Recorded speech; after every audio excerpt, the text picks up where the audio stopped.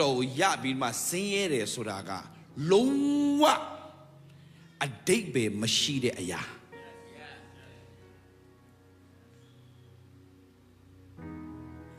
ခရစ်တော်ကိုတကယ်ရထားရတာနဲ့ဆင်းရဲတယ်ဆိုတာဖြစ်ကိုမဖြစ်နိုင်ဘူး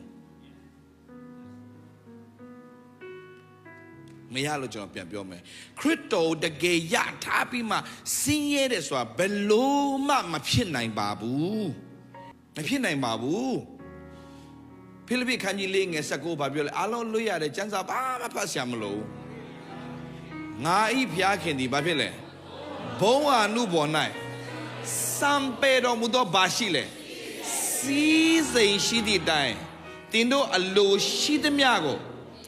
ယေရှုခရစ်အားဖြင့်ပြည့်စုံစေတော်မူလိမ့်မယ်လို့ပြောပြီးသားယေရှုအားဖြင့်ယေရှုရရင်တင်ပြည့်စုံပြီးသားအေဖက်3ငယ်19ဘာပြောလဲအေဖက်3:19ယုံကြည်ခြင်းအားဖြင့်ခရစ်တော်သည်တင်တို့၏စိတ်နှလုံးထဲ၌ကျင့်ဝတ်တော်မူမည်အကြောင်းဘုံတော်ကြွယ်ဝပြည့်စုံခြင်းနှင့်ညီလျော်စွာတင်တို့အားပေးတော်မူ၍တဲ့တော်လားဘုံတော်ပါလေကြွယ်ဝပြည့်စုံခြင်းနှင့်ညီလျော်စွာတင်တို့အားပေးတော်မူ၍မေတ္တာ၌စိုက်ပျိုးခြင်းတိုင်းမြေကြခြင်းလည်းရှိသဖြင့်နောက်မှဆက်ဖတ်အရန်ကောင်းတယ်โอเคမဖတ်တော့နဲ့အိမ်ရောက်ပြန်ဖတ်လေဒီမှာကြီးညီကိုမောင်မတော်ခရစ်တော်ကတင့်အထဲမှာတကယ်ကျင်းဝတ်တယ်ဆိုရင်နဲ့တင်ခရစ်တော်ဘလောက်ကျွယ်ဝလဲတင်သိလားခရစ်တော်ရဲ့ဘွဲ့နာမတွေတစ်ချက်လေးကြည့်အောင်ကွကျွန်တော်သိတာကောင်းကြီးလောက်ပဲသိတာ no ကောင်းကြီးဆိုတာကဟိုးနောက်ဆုံးမှာယေရှုကိုရရင်ဘာတွေရတယ်လဲတဲ့ဗျာဒိတ်ချမ်းခန်းကြီး9အငယ်7ကိုကြည့်အောင်အလွတ်ရပြီသားဒါပေမဲ့ပြန်မေ့သွားကြပြီဘယ်လိုအရာရနဲ့လဲငါသားအတေတချင်းကိုခံခဲ့ပြီးတော့တိုးတငယ်ဒီဘာသူပြောရလဲတိုးတငယ်ဒီဘာသူပြောရလဲယေရှုကိုရရင်ယေရှုထဲမှာရှိတဲ့အရာတွေကိုရတယ်ခမညာတင်မိန်းမရရင်မိန်းမပဲရတာမဟုတ်မိန်းမနဲ့အတူသူချက်ပြုတ်တတ်တဲ့အစားတောက်တွေလည်းတင်စားရတယ်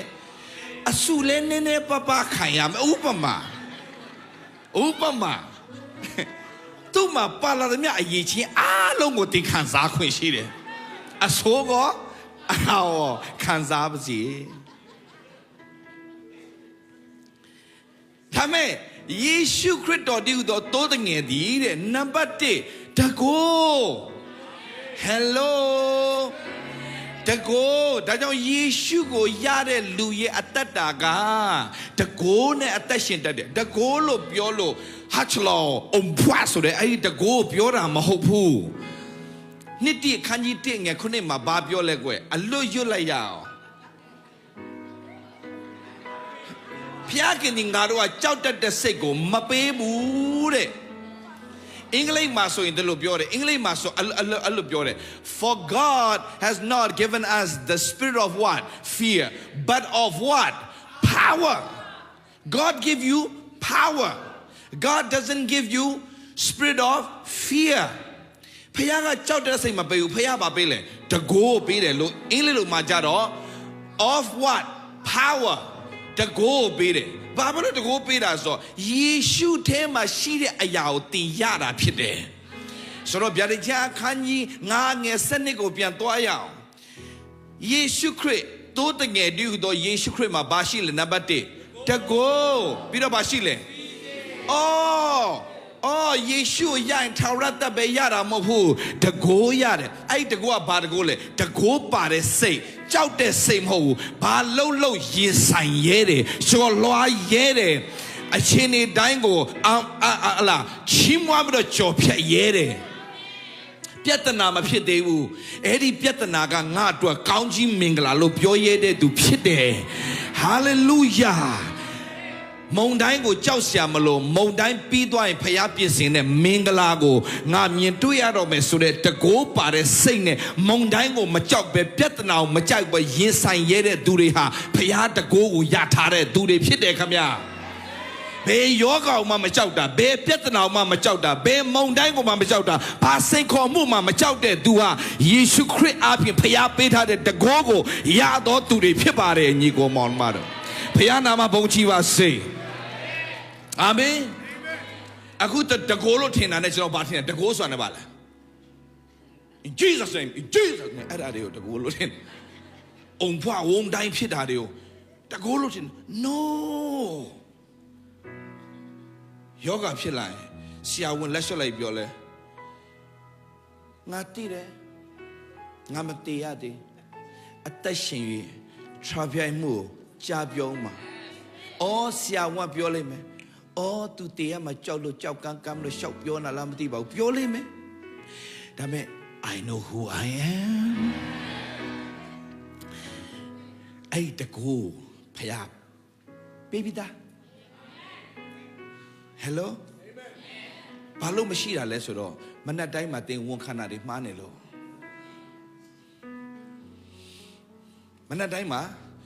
ယေရှုခရစ်တော်အဖင်ဖျားပေးထားတော့တကိုးကိုရရှိပြီဖြစ်လို့ကြီးတော်ချီးမွမ်းလို့ဝန်ခံရင်နေ့တိုင်းဝန်ခံတတ်ရင်ပြဿနာရင်ဆိုင်တဲ့အခါမှာအဲ့ဒီပြဿနာကိုတင့်အထက်ကတကိုးကနေပြီးတော့ဘာလို့ပေးလဲရင်ဆိုင်သွားရတယ်နေ့တိုင်းဝန်ခံတတ်တော်သူတွေဖြစ်ပါစေဒီတိုင်းကြွေးကြော်တတ်သောသူတွေဖြစ်ပါစေယေရှုခရစ်တော်အပြင်ငါမှာပါရှိလဲတကိုးရှိတယ်အဲ့ဒါဆိုတင်အရာရောက်ရင်ဆိုင်ရဲတဲ့တတိပေါ်ထွက်လာလိမ့်မယ်တကိုးပြီးတော့ပါလဲကွယေရှုရလို့မစင်ရဲပါဘူးသူ့မှာစီးစိမ်ရှိတယ်ဟေးဖခင်နဲ့ယဉ်နီးခဲ့တဲ့အာဗြဟံစင်ရဲလားခမရရဲ့မစင်အာဗြဟံတိုင်းဣဇက်ကလည်းသူများအစာငတ်တဲ့အချိန်မှာသူအရာစင်ရဲသွားလားခမရမစင်းရပါဘူးအစဘလောက်တောင်တိုးသွားလဲကွယ်အစတရားဒီမှာသူယုံကြည်ခြင်းနဲ့အားကြီးတော့တထောင်နဲ့အာမင်အာမင်အာမင်အာမင်ဒါကကျမ်းစာထဲမှာတရားသူခင်မှာတထောင်ဖြစ်မယ်ဒါသူယုံကြည်တာဒီဆရာမဝမ်းသာတယ်အာမင်တကိုးပြီးတော့ဘာရှိလဲကွယ်တိုးတငယ်ဒီတဲ့ဘာရှိတာလဲကွယ်တကိုးပြီးတော့ဘာလဲစီးစိမ်ပြီးတော့ပါလဲပညာဆိုတော့ Oxford University ကနေရခဲ့တဲ့ဘွဲ့တွေပြောတာမဟုတ်ဘူးညီကိုမောင်နှမတို့ရဲ့အာမင်ဘယ်အလုပ်ကိုဘသူနဲ့ဘယ်အချိန်မှာဘယ်နိုင်ငံမှာဘယ်လိုလုပ်ရင်ကောင်းမလဲဆိုရင်သိချင်းဆုံးဖြတ်ချက်မှန်ကန်စွာချနိုင်ခြင်းဒီအလုပ်ကိုလုပ်ရမလားမလုပ်အောင်လားရှင်းလင်းစွာသိချင်းသွားမလားမသွားမလားရှင်းလင်းစွာသိချင်းအဲ့ဒါတွေအားလုံးပညာအဲ့ဒီပညာလေယေရှုကိုရရင်ရတယ်တဲ့ခင်ဗျာဘယ်ဒီပြောင်းနေကြလဲအဲ့ဒါဒီအားလုံးအရာလာမယ်တင်ထဲမှာပဲရှိတယ်အစွမ်းတတ်တယ်ပြောင်းပါလေအစွမ်းတတ်တယ်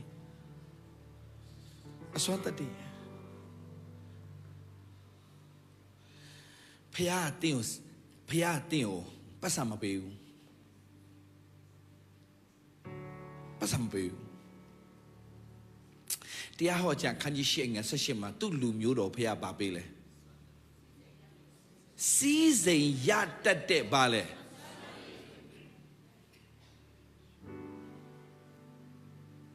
တရားဟောရကြခန်းကြီး8ငယ်18မှာလေ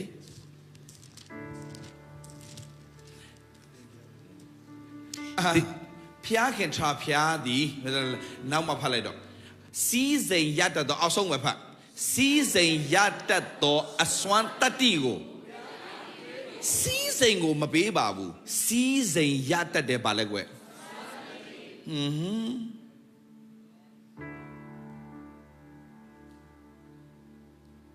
ထိုင်းနိုင်ငံမှာပတ်စံမရှာနဲ့မရှိဘူးပတ်စံစီးစိမ်ရတတ်တဲ့အစွမ်းတတ္တိဖျားစရာရရင်တင်းနောက်ကိုအကုန်လိုက်လာလိမ့်မယ်ဘာထိုင်းနိုင်ငံမှာမဟုတ်နိုင်ငံတကာပဲအာမင်ဒါကြောင့်ရှင်ပေါလုက ဧဝံဂေလိလုံနေတဲ့ငွေကြေးနည်းနည်းအခက်အခဲဖြစ်လာတဲ့အခါမှာဘုရားသခင်သူ့ကိုတဲရှင်ချုပ်နိုင်တဲ့အစွမ်းတတ္တိကိုပေးလိုက်တယ်တဲရှင်ချုပ်နိုင်တဲ့အစွမ်းတတ္တိကိုယေရုရှလင်မှာသွားပြီးချုပ်ခိုင်းတာမဟုတ်ဘူးအေသင်မြို့မှာသွားချုပ်ခိုင်းတာအစွမ်းတတ္တိအေသင်မြို့ကဘာရှိလဲတစ်နှစ်မှာတစ်ခါအိုလံပစ်ရှိတယ်အိုလံပစ်ရှိတဲ့အတွက်အခုမှအိုလံပစ်ရှိတာမဟုတ်အိုလံပစ်ရှိရကြာပြီရှင်ဘောလူခေတ်တည်းရှိတယ်အိုလံပစ်ရှိတဲ့အတွက်ကြောင့်အိုလံပစ်ကအဲ့ဒီအေသင်မြို့မှာအားလုံးတစ်ကမ္ဘာလုံးကလူတွေလာပြီးတော့မှကြည့်ရတယ်ကြည့်တော့ဟိုတယ်မလောက်ဘူးခင်ဗျမလောက်တော့ဘာလို့လဲဆိုတော့သူတို့ကဟိုမှာတစုဒီမှာတစုဟိုမှာမြည်တဲပေါ်မှာရှောက်နေရတယ်မြင်လဲမြင်ရောतू ကနေပြီးတော့မှဖျားသခင်အစွမ်းတတိပေးလိုက်တော့အဲ့မှာ तू ကချုပ်ပြီးအဲ့ဒါ marketing ကိုကြောကိုတော့ဖွဲ့တယ်ပေါ့ကိုကြောကိုလည်းရှင်ဘောလူပညာရပြီနော် marketing ယေရုရှလင်မှာတော့တဲရှင်သွားချုပ်ဘယ်သူမှဝယ်မှာမဟုတ်သိတယ်အေသင်မြို့မှာသွားချုပ်တဲ့ခါမှာလက်တောင်မလဲဘူးဒါနဲ့ဖိလိပ္ပိခန်းကြီး၄ငယ်19-18မှာရောက်လာတဲ့ခါမှာဘာပြောလဲဆိုတော့ငါဒီတဲ့အရာရာမှာရတတ်တော်သူဖြစ်သွားပြီတဲ့ရှင်ပေါလုတော်တော်ချမ်းသာသွားတာအော်ရာတွေကမနှဲလာတာမနှဲကိုလာတာစီးစိမ်ရတတ်တဲ့ပါလေအစွမ်းတို့ယုံကြည်သူတွေအဲ့ဒါလို့တယ်တည့် time တော့ဘာလို့မသိဘူးဘာလို့မသိမဖြစ်နဲ့သူပေးလိုက်တစ်ချက်ပဲအာမင်အေသင်မြို့မှာလိုအပ်တာကိုသူသိတယ်တဲရှင်လို့နေတဲရှင်ချုပ်တယ်နေရကမတဲရှင်လျှောက်ထားပြီးတော့ဒီဘပိုင်းကတဲရှင်ပြိုးဆိုပြီးတော့ရှင်ပေါလုရောက်တာမဟုတ်ဘူးသူတေးချာ business ကိုတေးချလုပ်တယ်တဲရှင်ချုပ်တဲ့ business တဲရှင် business ကိုတေးချလုပ်တာ10ပေါ့နော်တေးချလုပ်ပြီးရောင်းတာမိုးလုံလေလုံအဲ့ဒါအဲ့ဒီမိုးလုံလေလုံလည်းသူကဘယ်ကပညာရလဲဆိုတော့မောရှေရဲ့တဲတော်စောက်ခိုင်းတဲ့အခါမှာမောရှေရဲ့တဲတော်မှာတုံးသွားတဲ့အသားတွေအားလုံးကမိုးလုံလေလုံအဲ့ဒီအသားပဲသူပြန်တုံးတယ်ကျမ်းစာထဲမှာစီးပွားရေးလှုပ်ချင်လှုပ်လို့ရတဲ့အကွက်တွေအများကြီးပြထားပြီးသားအခုစီးပွားရေးအကြောင်းတင်နေတာမဟုတ်ဘူးအစွမ်းတတိကြောင့်ပြောရင်လည်းဘယ်ရောက်သွားလဲမသိပြန်သွားရအောင်ဗျာဒိကျန်ခန်းကြီး9ငယ်7ကိုအစွမ်းတတိမနော်တကူစီးစိမ်ပညာအစွမ်းတတိပြီးတော့ဂုံအသေးလောက်ပဲပေးခြင်းနဲ့ဖျားမဟုတ်ဘူးဂုံတရေပါလဲဘုံအာနုဘောနောက်ဆုံးကြမှာပါလဲကောင်းကြီးမင်္ဂလာခံထိုက်တော်မူကြီးသောတန်နဲ့ပါလဲပြောဆိုကြတယ်ဟာလေလုယာအာမင်ဆိုဒါဆိုရင်ဧဖက်39ကိုပြန်သွားခဏလေးဧဖက်39ယုံကြည်ခြင်းမဲ့ခရစ်တော်သည်သင်တို့စိတ်လုံးထဲ၌ယေရှုခရစ်တော်သင်တို့ထဲမှာကျင်းဝတ်ပြီးဆိုရင်အဲ့ဒီစီးစိမ်ပညာတကောအစွမ်းတတ္တိဂုံတရေဘုံအနုဘောကောင်းကြီးတွေအားလုံးကသင်အထဲမှာရှိပြီးသားပဲလေညီကိုမောင်မတို့အာမင်ဟာလေလုယာအာမင်အဲကြောင့်ဖခင်ပြောတာညီကိုမောင်မတို့ရဲ့တင်းအထဲမှာစီးစိမ်ရှိပြီးသားအပြင်မှာသွားပြီးရှာစရာဘာအကြောင်းမှမရှိပါဘူးညီကိုမောင်မတို့မကြည့်အောင်နှစ်ကောအခန်းကြီး၄ကိုတစ်ချက်လောက်ကြည့်အောင်ကွ